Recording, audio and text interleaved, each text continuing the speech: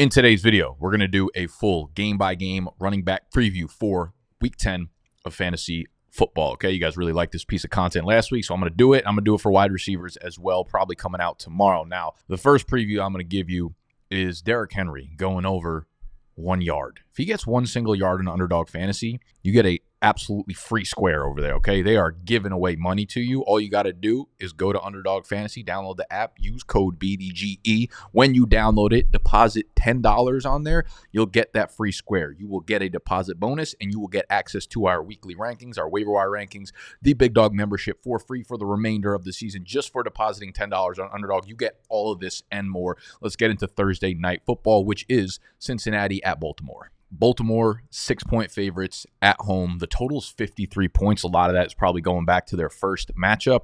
I'm a little bit hesitant to see that number come to fruition because the Cone himself, T. Higgins, is probably out for this one. And if y'all remember, this was one of his big games where he scored about 30 fantasy points. So without him on the field, I think the Bengals offense gets a little bit more restricted. That being said, though, this is the highest total on the week.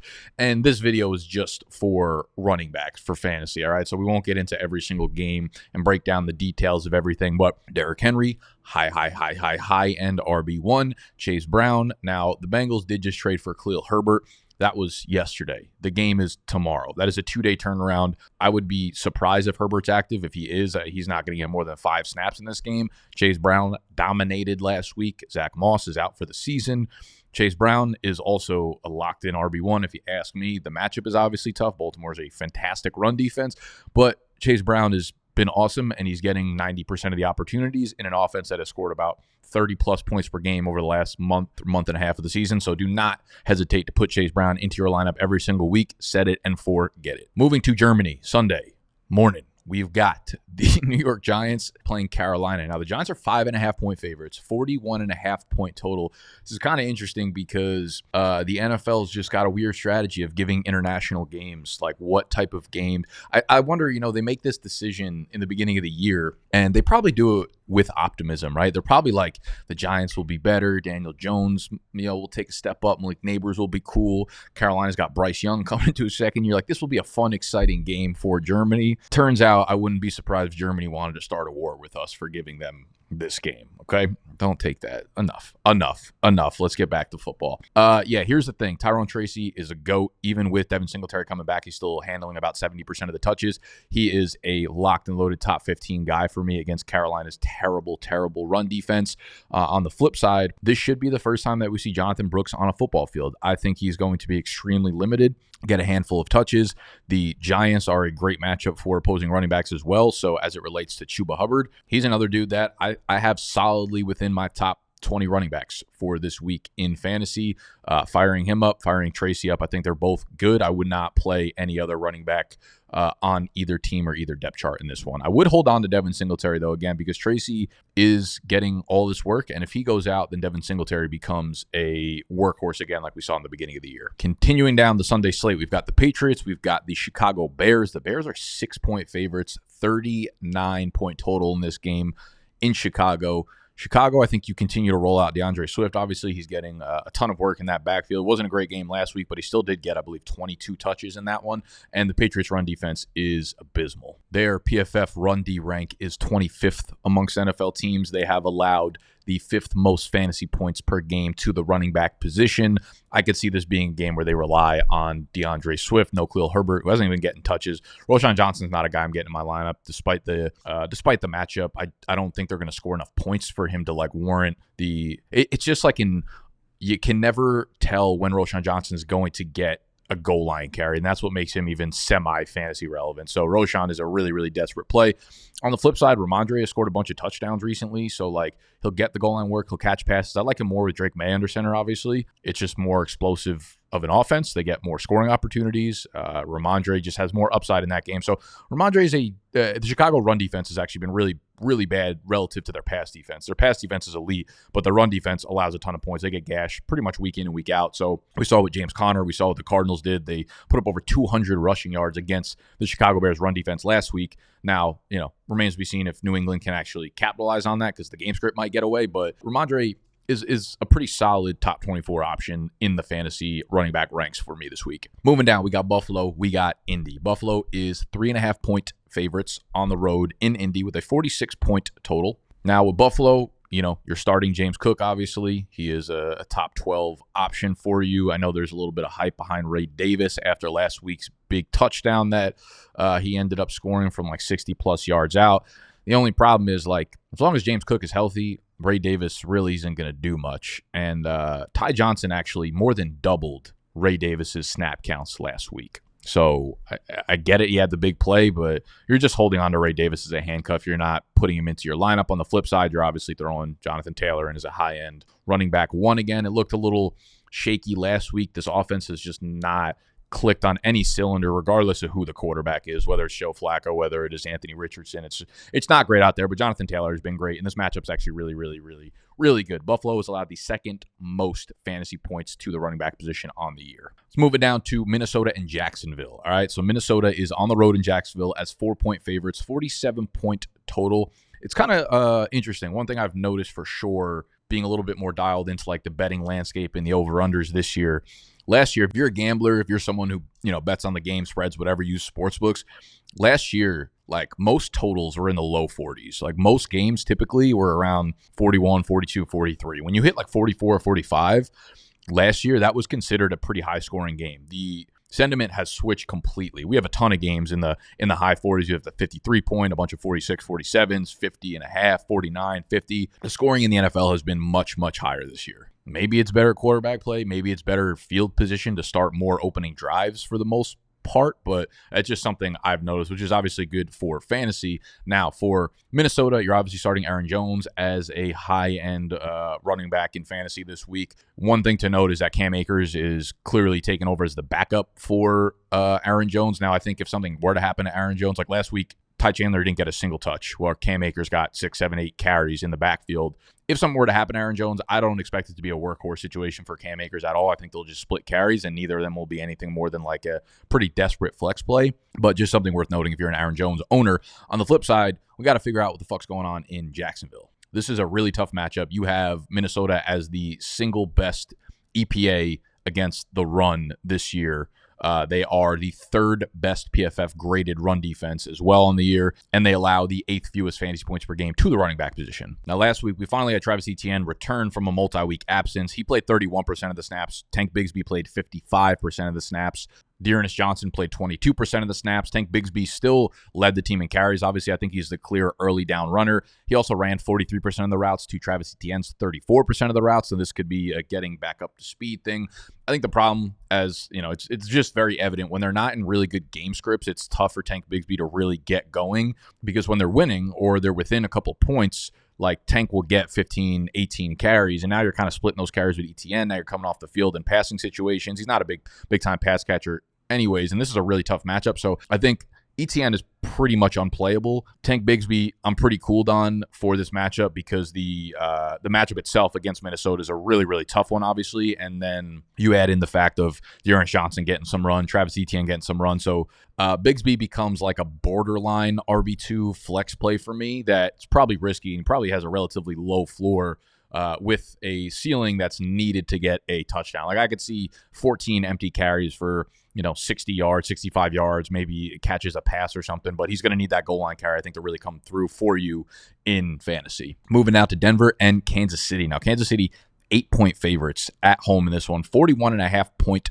total. We have Kareem Hunt, as obviously he's been about as good as anyone in fantasy over the last month of the season, so he is obviously a must start. Now, when we look at the Denver side of things, I think it gets a little bit more difficult because Kansas City's run defense is so good. They have allowed the single fewest fantasy points per game to the running back position. They are top 4 in both run defensive rank per PFF and EPA versus the rush. Javonte last week saw 54% of the snaps, which was his lowest total since week 3. That could have just been completely game script relevant because they got their asses beat by the Baltimore Ravens. He still saw about 50% of the rush attempts, ran about 50% of the routes. Jaleel McLaughlin was around 30% of the snaps, but we did see Audric Estime see a little bit of an uptick in terms of rush attempts. He saw 20% of the rush attempts. Sean Payton came out and said that, We expect him to be a little bit more involved going forward. All in all, it's just an extremely difficult matchup for all opposing running backs. I think it could lead to more receptions. I think it could lead to a decent PPR day for a dude like Javonte Williams. He would definitely be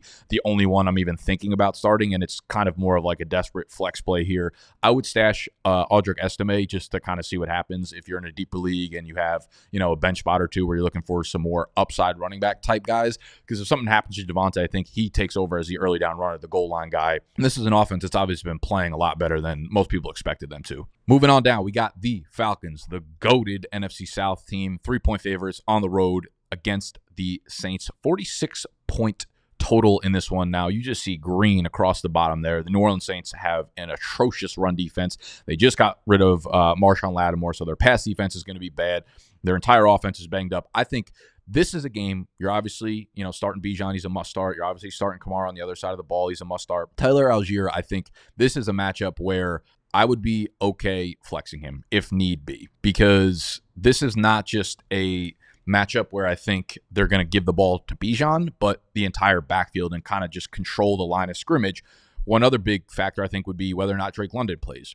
If Drake London does not play, he's probably 50-50 for this game with the hip pointer injury.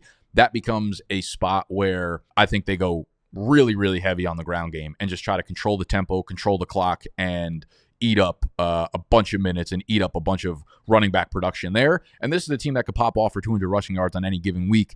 I think Algier becomes a sneaky flex play in this one because the matchup is really, really, really, really good.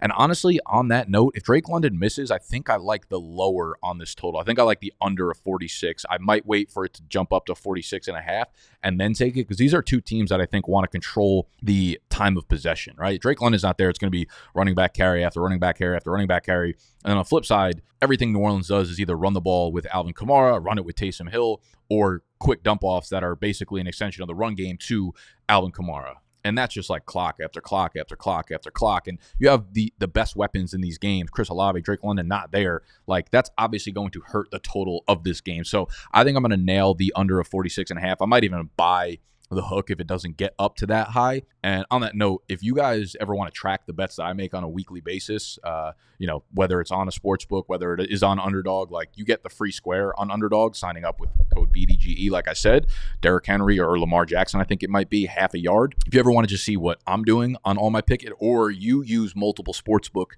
to track, you think I'm not going hoodie Nick for the rest of the season. If you need multiple sports books that need to be tracked at all time, like, go download the Pickett app. It is free to download. It is free to follow me. When they ask you where you came from, they're going to ask for a code. It's free. You don't have to put any money down, no credit card. If you put BDG in, it'll automatically go to my profile, and you'll automatically follow me.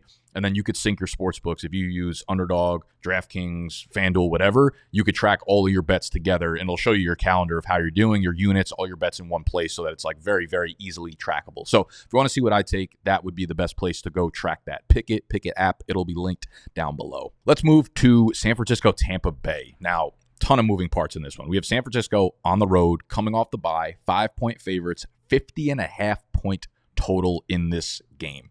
The Tampa Bay run defense is bad. They are 28th in run D rank per PFF. They are 27th in EPA per rush, and they have allowed the 6th most fantasy points per game to the running back position. That being said, this is very difficult to project what happens in the San Francisco backfield, because we have C-Mac reportedly back. And from everything I've read, everything I've heard, there's a very, very, very real chance that he is actually back on the field in Week 10 after this really, really long absence. That makes me think like he's not going to go right back into a C-Mac type workload. I think this ends up being a spot where we see 65, maybe 65-ish% of the work for him. We also have Jordan Mason dealing with a re-injury of the shoulder sprain. So like we have to keep a really, really close eye on injury reports. Here's what I'm saying. If C-Mac, end of the day, if C-Mac plays, he's in your lineup. He is, I would say, a top 15 fantasy running back, maybe closer to like 15 to 18-ish, but he's in your lineup, and that makes everybody else in that backfield irrelevant and impossible to start. If he misses and Jordan Mason plays, I'm probably starting Jordan Mason. Garendo might be a flex play. I feel really nervous about that. If neither Mason or C-Mac plays, then Garendo becomes a clear top 15 option for me. someone who's shown explosion, someone who's shown that, Shanahan will give him the work when needed, and he's got that big playability in a great matchup against San Francisco. So that's the way I'm looking at this backfield. On the flip side, you have Tampa Bay with a three-headed backfield. Sean Tucker is obviously unplayable and probably don't even need to roster him at this point, but Rachaad White's getting plenty of work. He's looked a lot better than he did in the beginning of the year.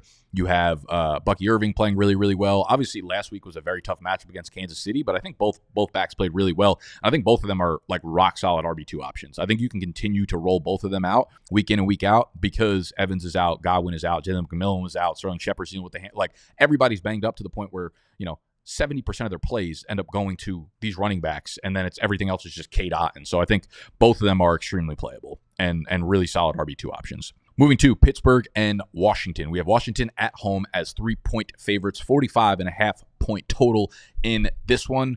Now, Washington's one of those defenses that has gotten like better and better and better each week. Now they add Marshawn Lattimore, which is going to be, obviously a huge boost to their passing defense. I think you continue to roll out Najee Harris, obviously. He's looked really, really solid. Jalen Warren is unplayable. Najee would be, he's done this every year where he gets stronger as the year goes by.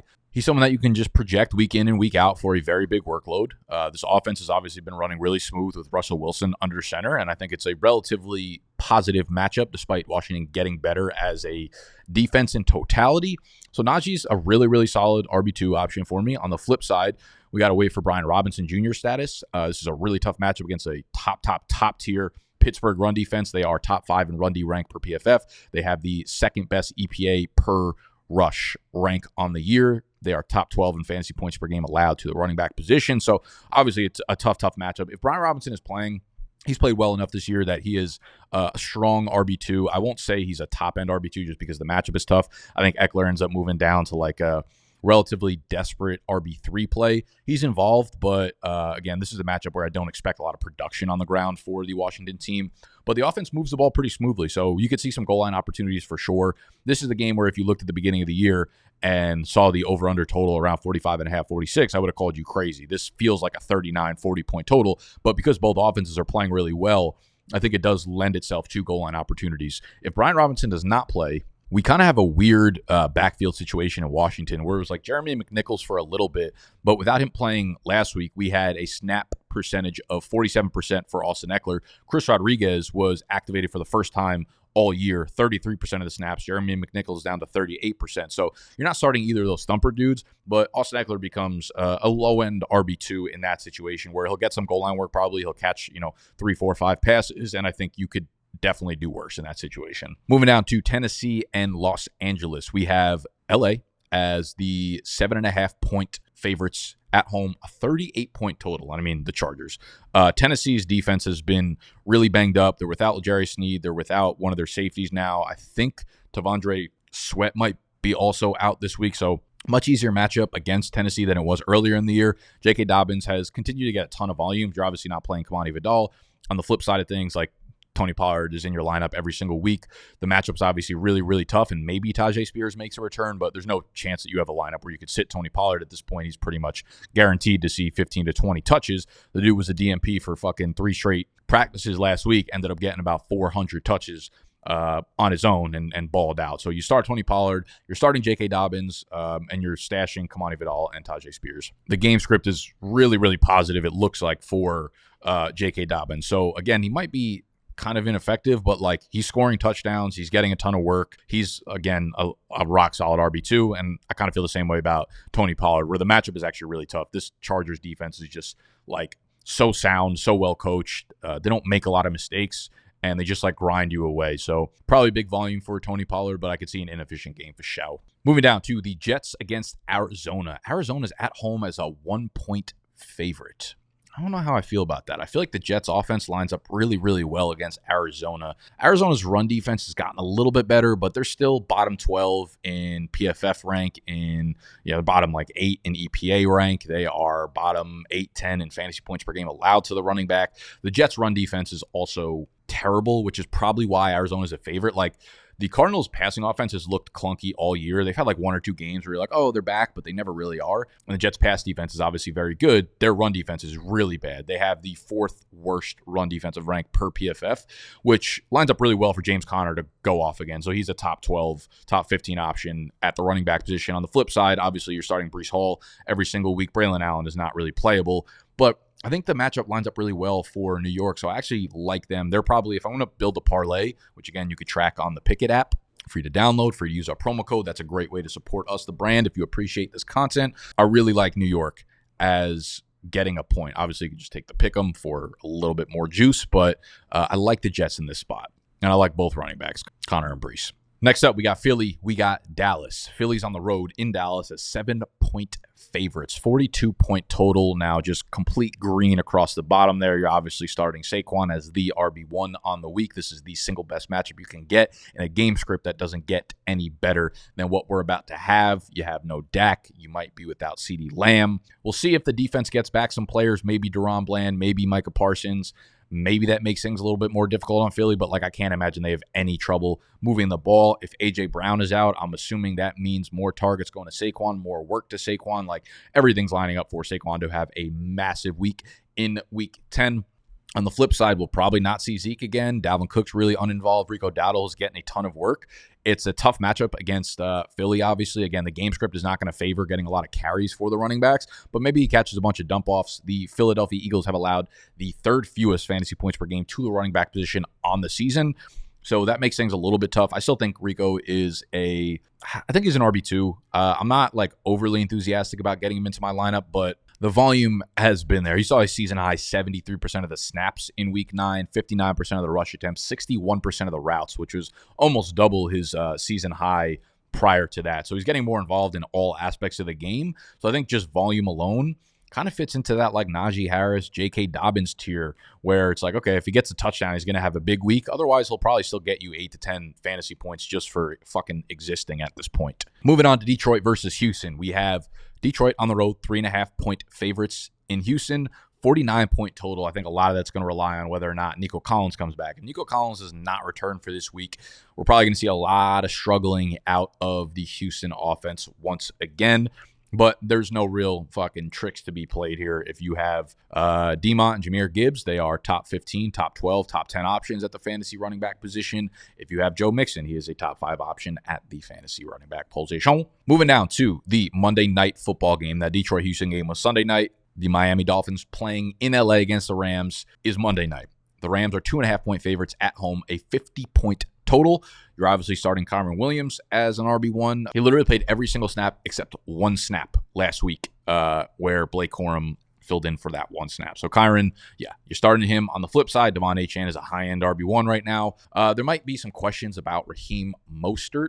Now, the Rams defense in the beginning of the year was obviously a fucking shiv, but they've had Brandon Fisk, they've had Jared Verse, they've had their rookies that they drafted this year on the defensive line absolutely break the fuck out everywhere. And they went from like a weakness on the D-line, losing Aaron Donald, to that being like their strength of their team. Obviously, the offense is a lot better now with Cooper Kupp and hopefully Puka back this week. Like, yeah, their defensive line is not that easy to, push against anymore. And Miami's offensive line also not super great. So that's more of talks about Raheem Mostert. Now, Mostert might score some touchdowns. He did fumble the ball last week, and that pretty much put him in the doghouse, gave room for Jalen Wright to come in. So we don't know what that split backfield is going to be like. We don't know if it's back to Raheem Mostert being the clear RB2 or if now they're going to split time as the RB2, and maybe we see the rookie Jalen Wright take more and more work as the week progresses because he's looked good in his limited work, and he fits the style of offense, obviously. It just makes me more nervous about Raheem Mostert. So, I'm not looking to get Mostert into my lineup if I don't absolutely have to. I think you got to be pretty desperate to do so.